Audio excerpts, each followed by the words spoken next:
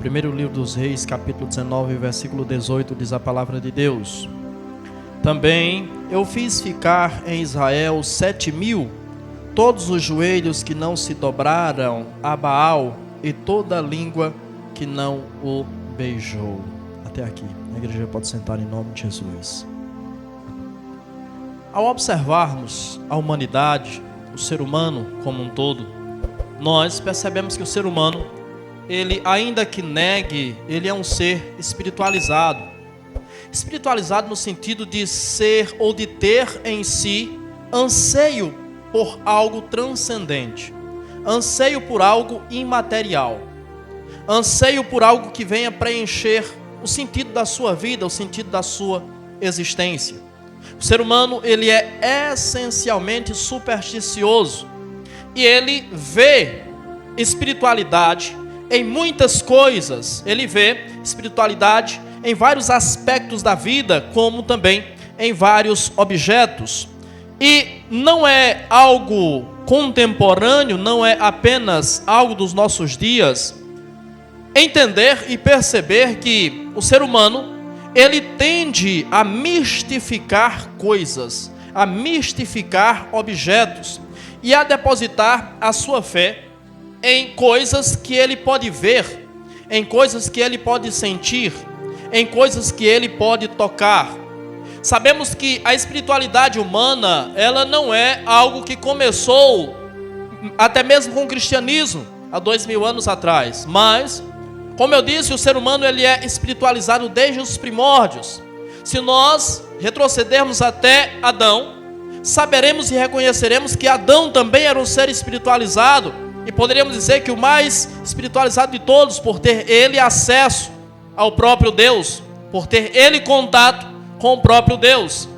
Mas se nós sairmos um pouquinho do panorama bíblico, se nós sairmos um pouquinho do contexto e do conceito bíblico, nós vamos perceber que a humanidade como um todo, ela é espiritualizada.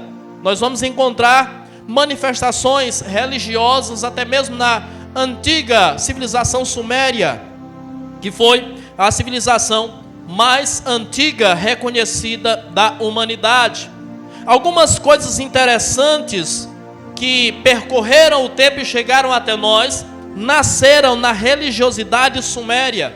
Eu não sei se você sabe, mas, por exemplo, hoje nós temos a habilidade de escrever, hoje nós temos a escrita, algo que veio revolucionar a humanidade.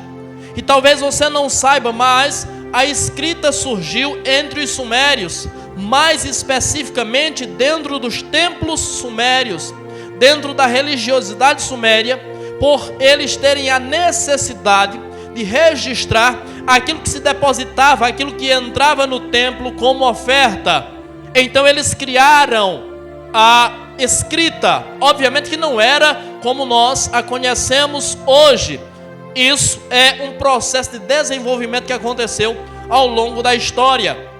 E entendendo que o ser humano, ele é espiritualizado desde os primórdios da humanidade, percebemos que Deus resolveu, mesmo perdendo entre aspas Adão, quando Adão peca, Deus em um momento resolveu criar para si um povo, e não apenas criar para si um povo, mas criar para si um povo que cresce nele como ele queria. O ser humano chegou um momento da sua vida, e isso é uma realidade até hoje, que ele cria em Deus como ele queria, ele cria no Deus que ele queria, e isso aborreceu tanto a Deus, que Deus em Gênesis capítulo 6, por essa individualidade do ser humano, Deus decidiu por fim a raça humana. Mas ao avançar a Bíblia no seu relato e avançar a história no seu transcorrer, a Bíblia nos mostra que Deus resolveu criar para si uma nação, um povo que recebesse de si a sua palavra, um povo que recebesse de si os seus ordenamentos, um povo que o conhecesse como de fato ele é. E Deus revela-se a Abraão, e Deus cria essa nação através e a partir de Abraão. Então Abraão é o primeiro hebreu, é o primeiro homem que Deus chama para a partir dele criar uma nação. Mas eu não poderia dizer que a religião judaica, ela nasce necessariamente com Abraão, porque a religião, ela precisa ter uma estrutura, ela precisa ter uma organização.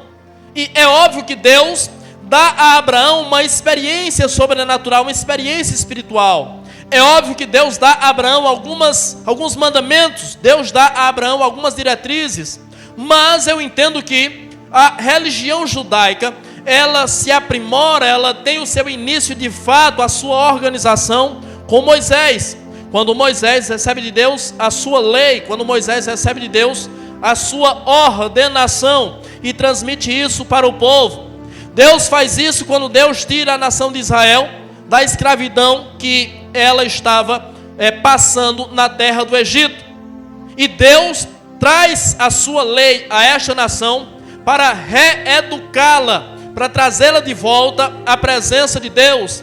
E essencialmente para distinguir a sua nação, o seu povo, das demais nações, dos demais povos. Então a religião, ela tem como objetivo distinguir as pessoas, distinguir a espiritualidade das pessoas. E quando nós falamos da religião, e a palavra religião, ela vem do grego religare, aliás, do latim religare, que significa religar a Deus. É uma tentativa do ser humano religar-se com Deus. Então, quando nós entendemos o conceito de religião e entendemos que o objetivo da religião é religar o homem a Deus, entendemos então que o homem precisa ter uma religiosidade alinhada com a vontade de Deus. Deus então quer que aqueles que creem nele se distinguam das demais nações, se distinguam das demais religiões. Crenças nós temos inúmeras, religiões nós temos várias, manifestações religiosas, experiências religiosas nós temos aos montes, mas aquele que pertence à religião, aquele que pertence ao grupo que se reconecta com Deus, o grupo que busca a verdade de Deus, não apenas para conhecer, mas para viver essa verdade, precisa se distinguir das demais nações, precisa se distinguir das demais manifestações religiosas. Deus tinha esse objetivo quando dá a lei a Moisés, para que Moisés compartilhe a lei com Israel. E o salmista nos diz no Salmo 147, versículo 19, que Deus deu a sua lei a Jacó, manifestou a sua lei a Israel e não fez assim a nenhuma outra nação da terra. Ou seja, aquilo que Deus preparou, aquilo que Deus estipulou, Deus o fez para um povo específico.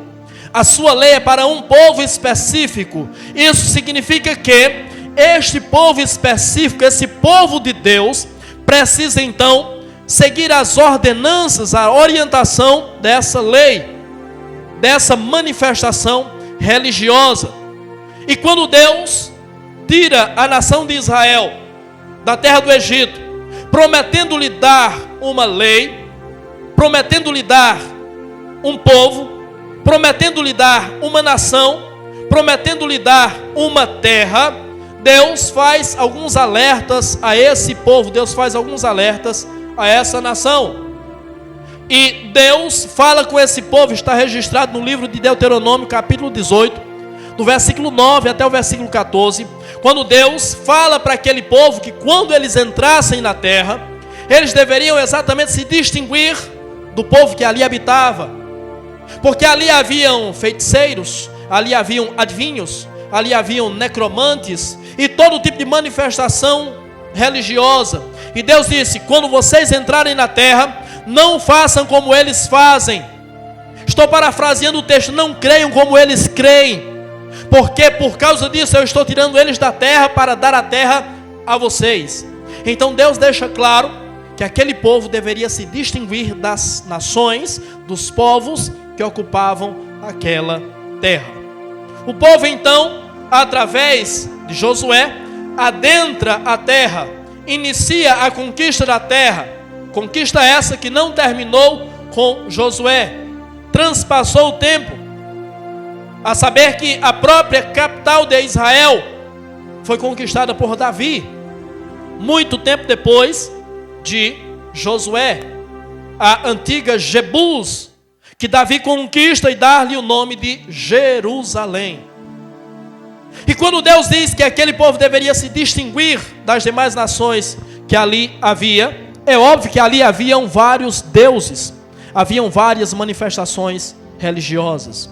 O texto que lemos nos fala sobre um dos deuses que habitava ou que fazia parte do panteão da crença daquelas pessoas, Baal. Baal era a principal divindade dos cananeus e também dos fenícios.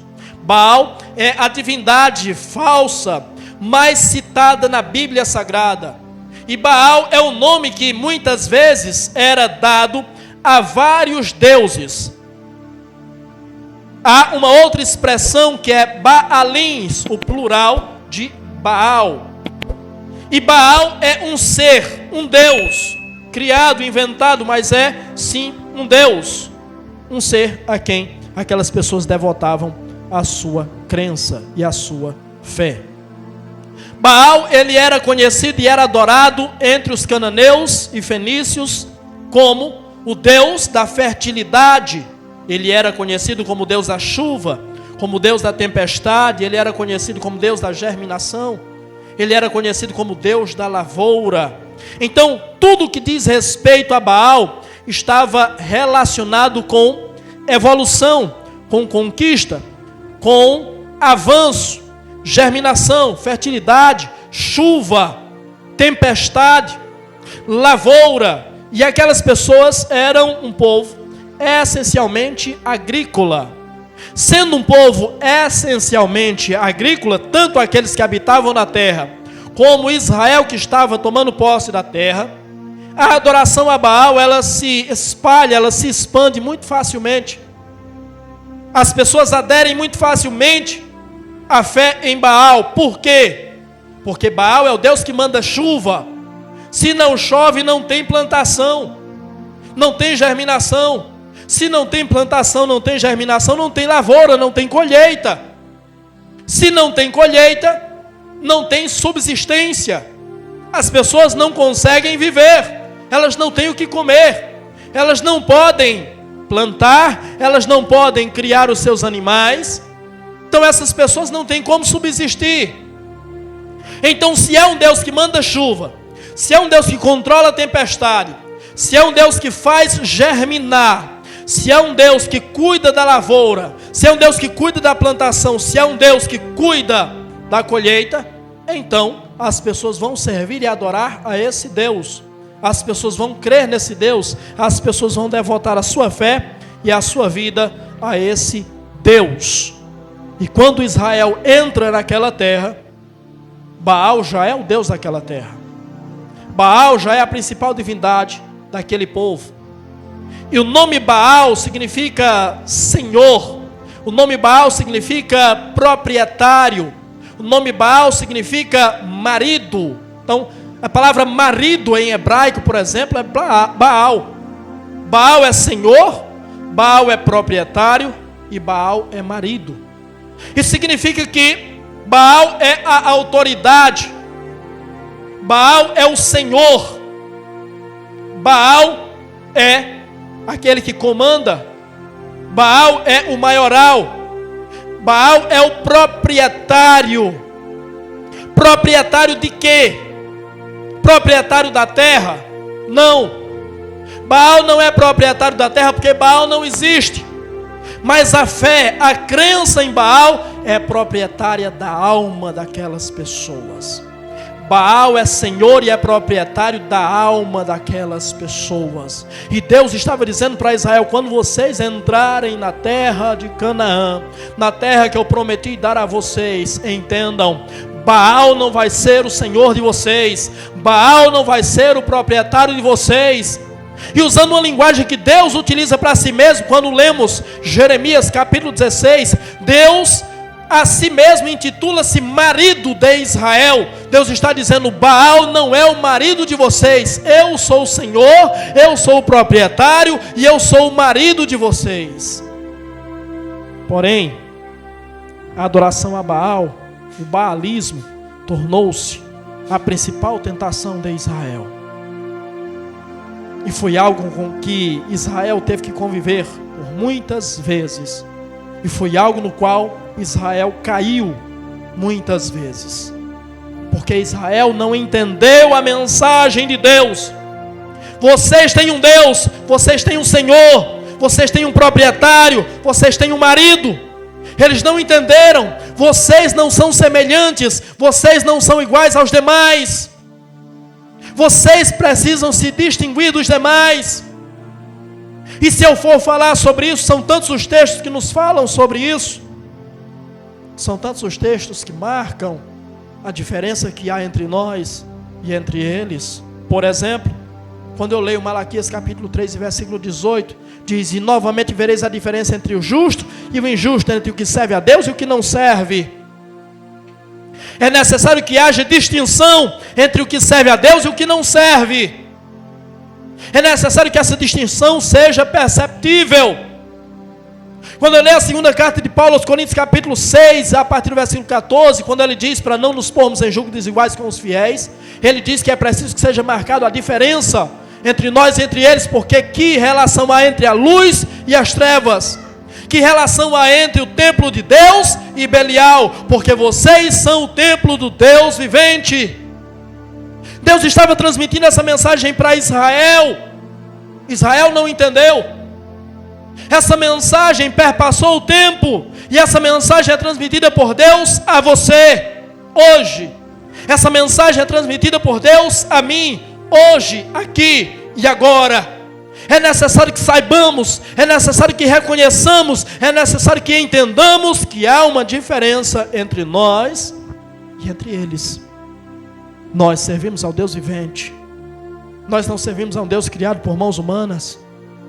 Nós não servimos a um Deus como Bel, descrito em Isaías, que quando a nação era atacada, ele era colocado nas malas e carregados. Não, nós não servimos a um Deus que nós carregamos, nós servimos a um Deus que nos carrega, que nos sustenta, que nos transporta. Nós precisamos entender essa realidade, nós precisamos entender essa verdade, mas não apenas isso, nós precisamos viver essa verdade. Como eu disse, essa foi a maior tentação de Israel. Mas por que essa foi a grande tentação de Israel? Porque Deus disse: eu estou tirando essa nação, essas nações, esses povos da terra, para colocar vocês lá. Mas Israel não expulsou os cananeus dali. Pelo contrário, Israel mesclou-se com eles.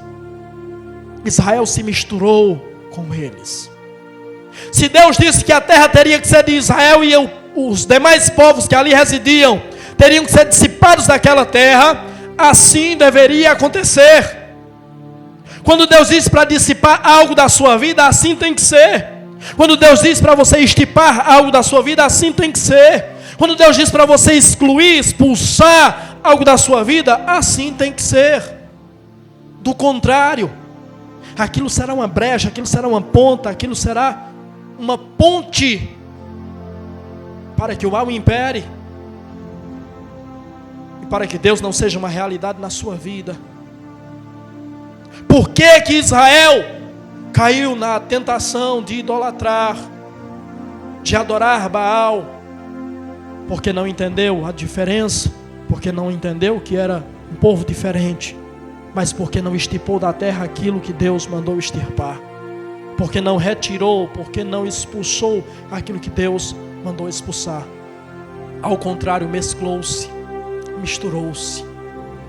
Talvez Deus esteja nos fazendo entender que nós estamos muito misturados com aquilo que é trevas. Talvez nós sejamos muito mesclados. Talvez nós estejamos vivendo até mesmo uma simbiose com aquilo que é trevas. Mas a pergunta que o apóstolo Paulo fez continua: que comunhão há entre as trevas e a luz? Se o próprio apóstolo Paulo diz que Jesus nos transportou do reino das trevas para o reino do Filho do seu amor, que concórdia há entre o justo e o ímpio? Nenhuma.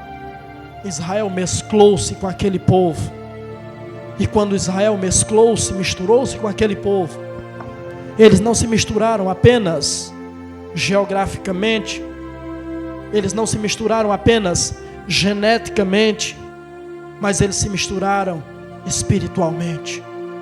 Eles aderiram à fé e à crença em Baal também. E quando eles aderem à fé e à crença em Baal também, eles perdem a sua identidade. E talvez nós estejamos perdendo a nossa identidade, porque estamos mesclando a nossa fé. Estamos vivendo uma simbiose da nossa fé com a fé alheia, com a fé estranha. Uma simbiose com os incrédulos. Vivemos talvez um sincretismo ao qual Deus repudia e condena, porque Ele nos chamou para sermos santos. Santos e irrepreensíveis, santos separados. Ao olhar para esse texto e ao olhar para a nossa geração, eu consigo identificar os adoradores de Baal contemporâneos. Eu consigo identificar os adoradores de Baal em pleno século 21. Mas para que eu entenda se de fato nós somos, ou se a nossa geração é adoradora de Baal, se nós temos mesclado a nossa fé com a fé em Baal, eu preciso entender como era que Baal era adorado. E o culto a Baal, sendo Baal o Deus da fertilidade, sendo Baal o Deus da germinação, sendo Baal o Deus da lavoura e da colheita, o culto a Baal envolvia algumas coisas. O culto a Baal era marcado por prostituição cultual. Então Baal, ele era adorado em cultos lascivos, onde aconteciam orgias. No culto a Baal acontecia sexo explícito. A Bíblia nos fala, por exemplo, sobre os cães. Quando você lê em Apocalipse capítulo de número 22 e versículo 15, quando nos fala sobre a cidade santa, ele diz assim: e fora da cidade ficarão os cães. Quem são os cães ali descritos? Esses cães ali descritos são descritos também em Deuteronômio. São os prostitutos cultuais. Havia entre eles homens que ficavam nos templos e serviam como objetos de prostituição para o culto a Baal, bem como mulheres também, as sacerdotisas cultuais. Como havia entre os gregos também, Corinto, na cidade de Corinto havia também a prostituição cultual, a qual Paulo, ele, ao escrever o capítulo 11 da sua primeira carta, ele condena essa prática também. Obviamente que para você entender que ele está condenando essa prática, é preciso que você conheça o contexto cultural da cidade de Corinto e da época. Mas ali ele está condenando exatamente isso. Então, na adoração a Baal, há a prostituição cultural. Baal era adorado com danças frenéticas. Baal era adorado com rituais de mutilação, onde as pessoas se cortavam.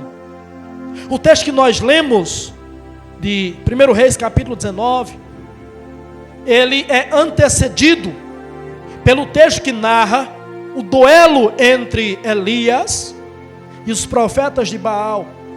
E em determinado momento no texto é citado que após Elias zombar deles, porque eles sacrificavam a Baal e Baal não mandava fogo, Baal não respondia com fogo, o texto diz que eles gritavam mais alto, com mais intensidade e se cortavam como era o seu costume.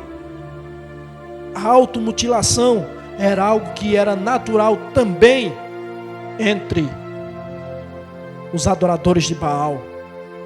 Mas há algo ainda mais grave, algo ainda mais sério que acontecia na adoração a Baal, que era o infanticídio, o sacrifício de crianças. Em determinadas ocasiões, crianças eram sacrificadas. Os primogênitos eram sacrificados a Baal. Se Baal era o deus da fertilidade, e Baal era o ser que promovia a agricultura, os pais muitas vezes sacrificavam seus filhos, seus primogênitos a Baal, para que Baal então mandasse chuva, para que Baal então cuidasse da sua plantação e da sua lavoura. Então, a adoração a Baal envolvia muitas coisas, e nessa adoração eles desumanizavam as pessoas. As pessoas eram desumanizadas. Mas não apenas isso. Na adoração a Baal, o sexo era banalizado e distorcido. Mas não apenas isso. Na adoração a Baal, matavam-se inocentes. Na adoração a Baal, os demônios recebiam o lugar de Deus. Ao olhar para aquilo que acontecia na adoração a Baal, eu consigo enxergar que nos nossos dias Baal continua sendo adorado. E talvez hoje, com tanta intensidade quanto era na época do relato bíblico, e com mais intensidade do que foi em alguns períodos específicos da história. Quando nós falamos que o culto a Baal, a adoração a Baal desumanizava o ser humano, é porque tirava a dignidade do ser humano, tirava a sua essência, descaracterizava o ser humano. E desumanizar uma pessoa, nós conseguimos enxergar hoje a desumanização do ser humano muito claramente. Eu vejo a desumanização do ser humano nas injustiças. Eu vejo a desumanização do ser humano também quando o ser humano demonstra a falta de amor, a falta de empatia com o seu semelhante. Eu vejo que o ser humano, ele tem desumanizado as demais pessoas quando ele tem perdido, e a si mesmo, quando ele tem perdido a sua própria identidade. Nós vivemos hoje a época da banalização da vida. A vida não tem mais valor nenhum. Mas as pessoas estão perdendo a noção de quem elas são. As pessoas estão perdendo a sua essência. As pessoas estão perdendo a sua identidade. Você já ouviu falar em Terian? Você já ouviu falar nessa expressão? Terian. Terian é uma moda que surgiu há pouco tempo, onde pessoas sentem-se animais. Então, se você pesquisar na internet, você vai ver com muita facilidade, você vai encontrar com muita facilidade pessoas que se comportam como animais. Pessoas que andam na rua de coleira como se fossem cachorros. Pessoas que se comportam como ovelhas. Pessoas que se comportam como cabras. Pessoas que se comportam como raposas. Pessoas que fazem procedimentos cirúrgicos para parecerem animais. Eu pergunto, o que é isso? O que é isso que a nossa geração está vivendo? Isso é o baísmo dominando os corações, dominando as mentes. É a desumanização do ser humano. Pessoas que se sentem árvores. O que é isso? A nossa geração está doente. A nossa geração não está bem. Porque a nossa geração perdeu a identidade. Porque a nossa geração perdeu o Criador de vista. Porque a nossa geração deixou de olhar para o alvo. A nossa geração tem ignorado o nosso Deus. Você já ouviu falar em pessoas que se consideram, se chamam fairy? Você sabe o que é fairy? fairy, por absurdo, mais absurdo que pareça, é uma pessoa que se sente um animal, mas não um animal físico, um animal que tem expressões humanas em desenhos, em animes. Há pessoas que se identificam como um anime. O que é isso? Isso é a desumanização do ser humano. Isso é o ser humano perdendo a sua essência. Isso é o ser humano perdendo a sua identidade. Quando o apóstolo Paulo escreve a sua segunda carta a Timóteo, capítulo 3, versículo 3, ele fala dessas pessoas e chama-os de desafeiçoados. As pessoas sem afeição. As pessoas perderam a sua verdadeira afeição. As pessoas estão perdendo a sua identidade. E que isso não nos alcance. Nós temos uma identidade muito bem estabelecida e marcada. Pedro, ao escrever a sua primeira carta, no capítulo 2, versículo 9, diz que nós somos a raça eleita, o sacerdócio real e a nação santa, propriedade peculiar de Deus. Nós não podemos perder a nossa identidade. E Paulo, quando escreve a sua segunda carta a Timóteo, no capítulo 3, eu citei o versículo 3, mas o texto em si, ele trata dos ímpios e faz-nos um alerta para que não nos tornemos semelhantes a eles, para que não seja o seu comportamento também a nossa realidade. Nós temos uma identidade bem definida, e nós precisamos preservar essa identidade. E a pergunta que eu faço a você é: você sabe quem você é? Você sabe quem Deus te chamou para ser? Você sabe quem Deus te fez ser? Você é aquilo que Deus te fez ser ainda? Você é aquilo no que Deus te transformou? Em que Deus me transformou? O que Deus me fez ser? Primeiro capítulo do Evangelho de João, capítulo 1, versículo 12, ou seja, primeiro capítulo, ele diz: porém alguns creram nele e o receberam, e a estes ele deu o direito de se tornarem filhos de Deus. Você foi feito por ele filho de Deus, mas essa ainda é a sua identidade? Ele te chamou para ser luz, Mateus capítulo 5 e versículo 13, vocês são sal da terra e luz do mundo. A pergunta que eu faço é: você ainda é sal da terra? Você ainda é luz do mundo? Você ainda é aquilo para que Deus te chamou? Você mantém a sua identidade? Você ainda é a mesma pessoa? Será que Deus realmente te transformou? Será que você recebeu o toque de Deus? Será que você recebeu a marca de Deus? Como diz Efésios 1 e 13: quando ouvistes a palavra da verdade e creste no evangelho da vossa salvação, fostes selados com o Espírito Santo da promessa.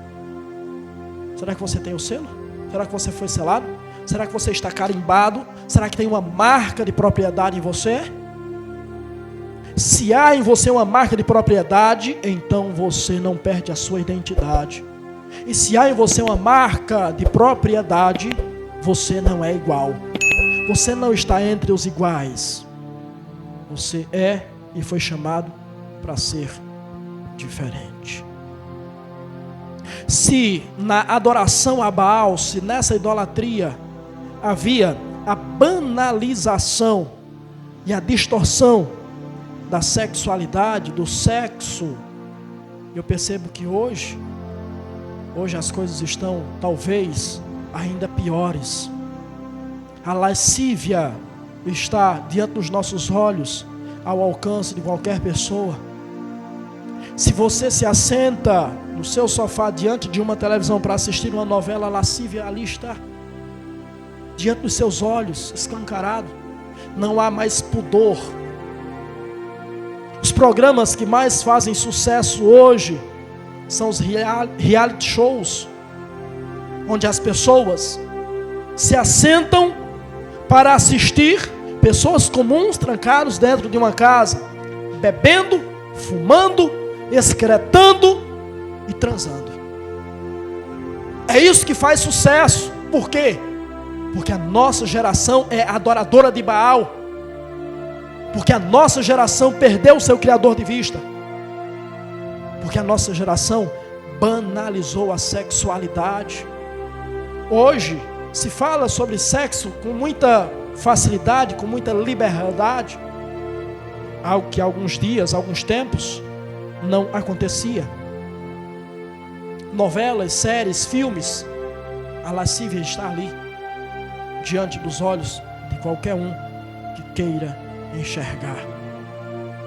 Mas a lascívia, a luxúria, não está apenas nas telas, está também na música. A ponto de as músicas que nós ouvimos hoje são as mais depravadas que se possa imaginar. E a coisa só piora. Antigamente as pessoas usavam de duplo sentido nas músicas e muitas pessoas não entendiam o que de fato eles queriam dizer. Hoje se falam as palavras explicitamente. Hoje a sexualidade, a banalização do sexo está tão explícita que hoje a grande diva, a grande rainha do Brasil é uma mulher chamada Anitta. Que a vida dela é promover a sexualidade. Quer através das músicas, quer através das suas falas, quer através do seu comportamento. Hoje nós estamos muito bem servidos com cantoras como Luísa Sonza, que não fica muito atrás, como uma tal de MC Pipoquinha, que tem músicas que talvez sejam ainda piores, músicas e coreografias sejam talvez ainda piores do que as de Anitta. São os adoradores de Baal. Nós precisamos manter a nossa identidade. Então nós temos a lascívia nas telas, nós temos a lascívia na música, mas eles precisam dominar tudo. Eles estão também na literatura. E quantos livros há de contos eróticos? Quantos romances eróticos existem? Com certeza o mais famoso de todos, que se tornou best-seller, foi o famosíssimo 50 Tons de Cinza. Quem nunca ouviu falar no livro 50 Tons de Cinza? Talvez alguns aqui até leram esse livro, que se tornou filme posteriormente. É a banalização e a distorção da sexualidade. Hoje nós temos baladas nas quais há o sexo explícito e liberado. Hoje nós temos o carnaval, onde há sexo explícito e liberado. O que é isso? Isso é a mais clara, mais evidente e mais perfeita manifestação do baísmo. A adoração a Baal não ficou lá no passado. A adoração a Baal não ficou entre os cananeus e fenícios. A adoração a Baal não ficou entre os israelitas. A adoração a Baal percorreu o tempo e chegou até nós. Está entre nós, mais viva do que nunca. A distorção da sexualidade hoje é explícita e evidente. A homossexualidade hoje é enaltecida. A transexualidade hoje é enaltecida. Mas não apenas isso. Há vários tipos de manifestações sexuais, como a zoofilia, que é a relação sexual de homens com animais ou mulheres também acontece. Há entre nós, nos nossos dias, a chamada necrofilia. A necrofilia é a conjunção carnal de uma pessoa, de um homem, com um cadáver. Para você ver como a nossa nação, a nossa geração está adoecida, está apodrecida. Mas não apenas isso. Há nos nossos dias, e isso não vou dizer que é algo apenas do nosso próprio tempo, mas há também a chamada pedofilia, que é algo deplorável, mas é uma realidade nos nossos dias. Há o sexo grupal que é enaltecido hoje, as orgias, os trisais, os menages. O que é isso? Isso é o baísmo sendo explícito diante de nós. Hoje se fala muito das garotas do job. É moda. Ser do job hoje é moda. E ser do job você sabe o que é. Há as famosas GPs. São a mesma coisa das garotas do job. O que é isso? Isso é baísmo. Isso é Baal dominando as mentes. Isso é Baal dominando os corações. E só fazendo um adendo para você. Você sabe que Baal recebia vários nomes complementares no Antigo Testamento.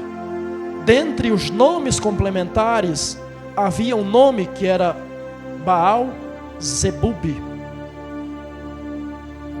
que com o transpassar do tempo tornou-se Beuzebu, o qual Jesus disse que é o maioral dos demônios. Então, o Baal que domina as mentes, que domina os corpos, que domina os corações, que domina a nossa geração, é o Baal Zebub, é o Beuzebu. Naquela época, talvez eles não soubessem, não tivessem essa noção, mas era o mesmo Beuzebu que eles estavam adorando. E hoje, eles permanecem fazendo exatamente a mesma coisa. O ser humano tem endeusado o sexo, tem endeusado a sexualidade e a sensualidade. E mais uma vez eu digo, que nós não percamos a nossa identidade, porque a sensualidade não está lá apenas, a sensualidade tem estado aqui também. Ontem eu vi uma cantora africana em um podcast, ela falava algumas coisas, ela dizia: eu não consigo entender que Espírito Santo é esse que mostra para você que o irmão está em pecado, que a irmã está em pecado, mas não mostra para você os seus erros, os seus defeitos. Que mostra para você que a irmã está em pecado, mas não mostra para você que a roupa que você usa, que a roupa que você veste, que o decote que você usa não é adequado para você. Eu não consigo entender que Espírito Santo é esse. A realidade é que nós, enquanto igreja, também temos perdido a nossa identidade, nós temos perdido a nossa essência, nós temos perdido a santidade, nós temos perdido a pureza. Lembre-se quando Deus disse para Israel: quando vocês entrarem lá, não façam como eles. Deus está dizendo para nós: não façamos como eles, porque nós não somos iguais a eles, porque nós não somos eles, porque nós não fomos chamados para ser eles. Nós fomos chamados para ser o povo de Deus, sal da terra e luz do mundo. Se na adoração a Baal havia o sacrifício de infantes, hoje estão querendo legalizar isso através do aborto. Estão querendo matar os inocentes. Estão querendo tirar a vida dos inocentes, dos indefesos, quando eles não podem se defender, quando eles nem ao menos tiveram o privilégio, o poder e a graça de contemplar o mundo. Isso é baísmo. Isso é sacrifício de crianças. Isso é infanticídio. E pior ainda, Da mesma forma que eles faziam lá, acontece hoje. Isso é uma coisa chamada filicídio. O que é o filicídio? Filicídio é quando um pai ou uma mãe tira a vida do próprio filho. E quando alguém aborta uma criança, está matando o próprio filho. Isso é Beelzebul na vida das pessoas. E obviamente que ainda hoje existem também sacrifícios de crianças em rituais religiosos, em rituais espirituais. Então, a adoração a Baal está hoje mais viva do que nunca. No baísmo, na adoração a Baal, os demônios tomavam o lugar de Deus. Gênesis capítulo 1, versículo 27 diz: formou Deus o homem do pó da terra, a imagem de Deus o criou, homem e mulher o criou. O homem foi criado à imagem e semelhança de Deus. Primeira carta de Paulo aos Coríntios, capítulo de número 3 e versículo 16 diz: vocês não sabem que vocês são o santuário de Deus e que o Espírito de Deus habita em vocês? Então, o ser humano foi feito à imagem e semelhança de Deus. Mas hoje há muitas pessoas que estão fazendo procedimentos cirúrgicos e estéticos para se parecerem com demônios. Hoje, pessoas decepam a própria orelha para fazer uma orelha pontiaguda para parecer com um demônio. Pessoas decepam o próprio nariz. Pessoas serrilham os dentes. Pessoas bifurcam a própria língua. Há um caso de um homem que, no ápice da sua loucura, da sua insanidade, decepou 2 dos seus dedos, o mínimo e o anelar, para que a sua mão parecesse uma garra. Pessoas implantam chifres nas suas cabeças. Pessoas implantam bolas dentro da sua pele, por baixo da sua pele, para ficarem à mostra, para ficarem expostas. Enchendo completamente o seu próprio corpo de tatuagem, a ponto de não ver-se a sua própria pele. Tatuam os seus próprios olhos, descolorindo os seus olhos, a ponto dos olhos ficarem pretos. E ao você olhar para essas pessoas, elas de fato parecem literalmente demônios. Então Baal está mais vivo do que nunca na mente e no coração das pessoas. Baal está sendo adorado hoje. E nós somos aqueles que Deus chamou, que Deus escolheu para trazer luz a esse povo.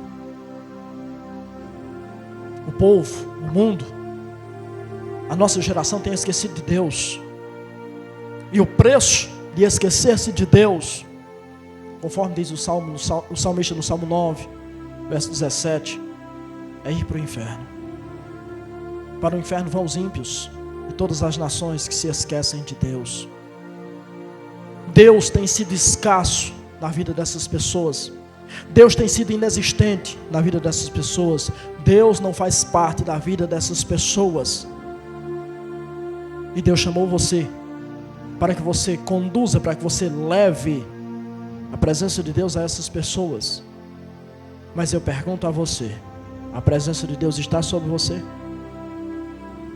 Deus é uma realidade na sua vida? Você conduz a presença de Deus em você? Como você pode ofertar a alguém, oferecer a alguém e transmitir para alguém algo que não é uma realidade na sua vida? Você só pode compartilhar aquilo que é uma realidade na sua vida. Quando Elias vai duelar com os profetas de Baal, Elias diz uma frase fascinante. Ele diz assim: se Yahvé é Deus, então sirvam a Yahvé. Mas se Baal é Deus, então sirvam a Baal. O que ele está dizendo? Vocês são livres para fazer o que vocês quiserem. Vocês são livres para adorar quem vocês quiserem. Vocês são livres para fazer a escolha de vocês. Mas entendam uma coisa: o comportamento de vocês revela quem é o seu Deus. É o seu comportamento, é a sua conduta que revela quem é o seu Deus. Se seu Deus é Yahvé ou se seu Deus é Baal. Não sou eu que vou fazer esse julgamento. Não sou eu que vou fazer essa análise da sua vida. Mas o seu comportamento revela quem é o seu Deus. Yahvé, Yeshua, Jesus, que derramou seu sangue por você? Ou Baal, um Deus falso, criado pela mente humana, mas que atende aos prazeres do ser humano? É muito mais fácil servir a Baal, porque ele atende aos nossos prazeres. O seu comportamento revela quem é o seu Deus. Talvez você esteja pensando: pastor, mas de tudo que o pastor falou aí, meu Deus, está longe da gente se tornar isso, está longe da gente fazer isso, está longe da gente praticar isso. O baísmo foi tão forte que da nação de Israel, dos que saíram da terra do Egito, mais ou menos 3 milhões de pessoas. Sabe quantas pessoas se mantiveram fiéis a Deus? 7.000 pessoas. A nação de Israel se dobrou, se prostrou, se rendeu quase que unanimemente ao baísmo. A nação que comeu o pão que Deus mandou descer do céu, a nação que comeu as codornizes que Deus enviou, a nação que bebeu da água que Deus fez jorrar da rocha, a nação que desfrutou da nuvem sobre as suas cabeças no sol escaldante do deserto, a nação que contemplava uma coluna de fogo que os seguia durante a noite e os aquecia, a nação que viu Deus se manifestar no monte Sinai, a ponto do monte tremer, o monte fumegar. A nação que quando chega em mar, as águas estão amargas, Moisés pega um graveto, joga na água e a água se torna pura. Essa nação que viu Deus derramar sobre a terra do Egito 10 pragas. Essa nação que na sua peregrinação e na sua fuga pelo deserto, viu Deus abrir o mar vermelho e eles passarem a pés enxutos. Essa nação que viu o próprio Josué abrir o rio Jordão para eles passarem. Essa nação que viu as muralhas de Jericó ruírem diante deles, apenas por eles rodearem a terra e tocarem a sua trombeta. Eu estou falando de um povo, eu estou falando de pessoas que tiveram experiências com Deus que você nunca vai ter na sua vida. Esse povo, essa nação, essa geração caiu de joelhos diante de Baal, se encurvou diante de Baal, se rendeu à adoração a Baal, e você vem dizer para mim que você não vai fazer? Você que quando o sapato aperta um pouquinho, você já murmura, você já blasfema, você já desvia, você já desacredita de Deus. Você que quando tira uma nota ruim na escola, você já acha que Deus não está com você. Você que faz algo errado no seu trabalho e é chamado a sua atenção, você já murmura, você já reclama, você já perde a fé, você já perde o equilíbrio. É você que vai dizer para mim que não vai cair nisso? Você que por muito menos se rende ao mal, é você que vai me dizer que não vai cair nisso? De Israel, apenas 7.000 se mantiveram firmes, apenas 7.000 se mantiveram de pé. Apenas 7.000 foram conservados por Deus. E a pergunta que se faz é: onde será que estão aqueles que Deus vai conservar para si? Onde estão aqueles que Deus tem conservado para si? Talvez você diga: pastor, então se é Deus que vai conservar, então, naturalmente, Deus que se vire, Deus que faça. Será que Deus conservou essas pessoas apenas porque Ele quis? Apenas pela sua força? Ou será que Deus conservou essas pessoas porque elas queriam também? Por que será que Deus conservou Elias? Será que não foi porque Elias resistiu? Será que não foi porque Elias manteve o pulso firme? E aí, no momento de aflição, no momento de angústia, no momento de depressão, no momento da caverna, aí Deus diz: Elias, eu estou com você. Elias, você escolheu continuar comigo, então eu estou com você. Eu estou convosco enquanto estiverem comigo. Se me deixarem, eu também os deixarei. Mas se me buscarem, eu me deixarei achar por vós. Onde é que estão aqueles que Deus vai conservar para si? Onde é que estão aqueles que Deus vai manter firmes e de pé? Só se manterá firme e de pé aqueles que entenderam quem são, aqueles que não perderam a sua essência, aqueles que não perderam a sua identidade, e aqueles que sabem: Baal não é o seu senhor, Baal não é o seu proprietário, Baal não é o seu marido. Eles têm senhor, eles têm proprietário, eles têm marido, eles têm um Deus, e o seu Deus está nos céus. Mas os adoradores de Baal são aqueles que são descritos por Paulo ainda na sua segunda carta a Timóteo, capítulo de número 3 e versículo de número 2, quando ele chama essas pessoas de amantes de si mesmos. Aqueles que são amantes de si mesmos não podem servir a Deus, não podem ser propriedade de Deus, não podem ter Deus como Senhor, não podem ter Deus como marido, porque são amantes de si mesmos, são donos de si mesmos, buscam a sua própria vontade e fazem a sua própria vontade. O mesmo apóstolo Paulo, quando ele escreve a sua carta aos Filipenses no capítulo 3, versículo 19, ele diz que o Deus dessas pessoas é o seu próprio ventre. E diz que essas pessoas buscam apenas as coisas que são terrenas. Eu resgato aquilo que eu disse alguns minutos atrás. O que você faz, o seu comportamento revela quem é o seu Deus, revela quem tem o domínio, quem tem o controle sobre a sua vida.